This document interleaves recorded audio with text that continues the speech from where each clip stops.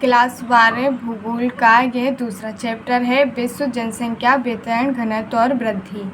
इसमें जनसंख्या किस प्रकार वितरण है, यानी कि पठार, मैदान और पर्वतीय क्षेत्रों में, और घनत्व यानी कि 1 वर्ग किलोमीटर में कितनी जनसंख्या है, और वृद्धि किस हिसाब से जनसंख्या वृद्धि हो रही है। इस चैप्टर में यही पढ़ाया गया है।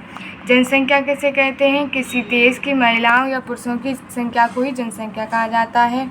विश्व में जनसंख्या घनत्व में सर्वाधिक कहाँ है? वो एशिया में है। घनत्व किसे कहते हैं?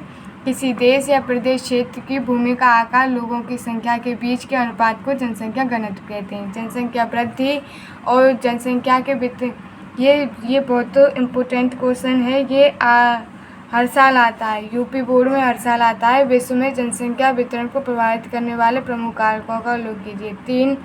तीन कारक हैं: भौगोलिक कारक, आर्थिक कारक और सामाजिक सांस्कृतिक कारक।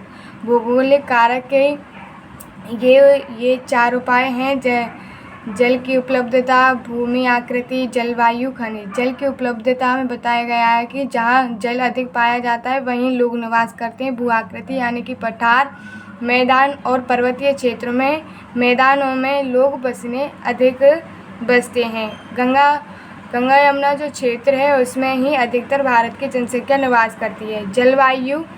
जलवायु में जहाँ अधिक ठंड और जहाँ अधिक गर्मी पड़ती है वहाँ लोग नहीं रहना पसंद करते।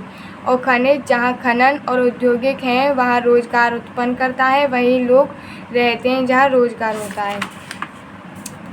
अब जनसंख्या प्रवास एक स्थान से दूसरे स्थान पर जाने को प्रवास कहते हैं। प्रवास 2 प्रकार का होता है: अपकर्ष कारक और प्रतिकर्ष कारक।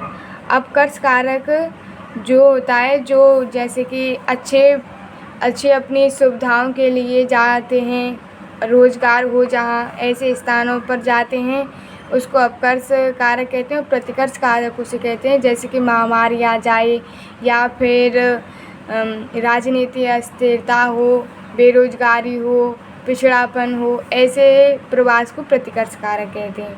अप्रवास किसे कहते हैं? वे प्रवासी जो किसी नए स्थान पर जाते हैं वे वहाँ के लिए अप्रवासी कहलाते हैं। और उत्प्रवासी वे प्रवासी जो एक स्थान से बाहर चले जाते हैं उत्प्रवासी कहलाते हैं। यानी कि अप्रवास जो किसे कहते हैं? जैसे कि किसी स्थान से हमारे यहाँ आए हुए लोगों को हम अप्रवासी कहेंगे, और यहाँ से जो चले जाएंगे बाहर उसको उत्प्रवासी कहते हैं। प्रवास 2 प्रकार के होते हैं: अप्रवास और उत्प्रवास। जाने को क्या कहते हैं? उत्प्रवास। और आते हैं लोग उन्हें कहते हैं अप्रवास। और ये भी बहुत इम्पोर्टेंट क्वेश्चन है: जनसंख्या संक्रमण जनांक के सिद्धांत के अभिप्राय और जनांक के संक्रमण के 3 अवस्था का उल्लेख कीजिए। इसमें 3 अवस्था हैं: प्रथम, द्वितीय, तृतीय। ये उत्तर प्रदेश, यूपी, बिहार, इनमें हर वर्ष पूछा जाता है, किसी भी सेट में पूछा जाए। जनांक के संक्रमण के सिद्धांत का उपयोग किसी क्षेत्र में जनसंख्या के वर्णन, भविष्य की जनसंख्या के पूर्व अनुमान के लिए किया जाता है। इसमें 3 अवस्थाएं हैं। इसमें प्रथम अवस्था में उच्च जन्म दर होती है और उच्च ही मृत्यु दर होती है। जो अविकसित देश होते हैं वो प्रथम अवस्था में आते हैं। द्वितीय अवस्था में क्या होता है कि जन्म दर तो अधिक बनी रहती है और पर मृत्यु दर घट जाती है, तो इसमें जनसंख्या अधिक रह जाती है, तो इसे विकासशील देश जो हैं वो द्वितीय अवस्था में आते हैं। और जैसे कि हमारा भारत है, इसमें दवाइयाँ, स्वास्थ्य के ऊपर ध्यान दिया गया है। मृत्यु दर तो कम हो गई है और लेकिन जन्म दर बढ़ रही है, जिसके कारण जनसंख्या बढ़ रही है। अंतिम अवस्था में इसमें विकसित देश आते हैं जिसमें जन्म दर और मृत्यु दर दोनों ही निम्न रहते हैं।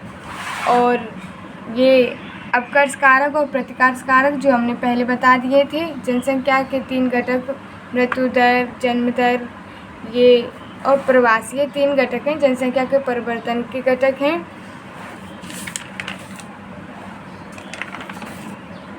ये हमारा चैप्टर आज पूरा हुआ। इसके नोट्स बना लीजिएगा।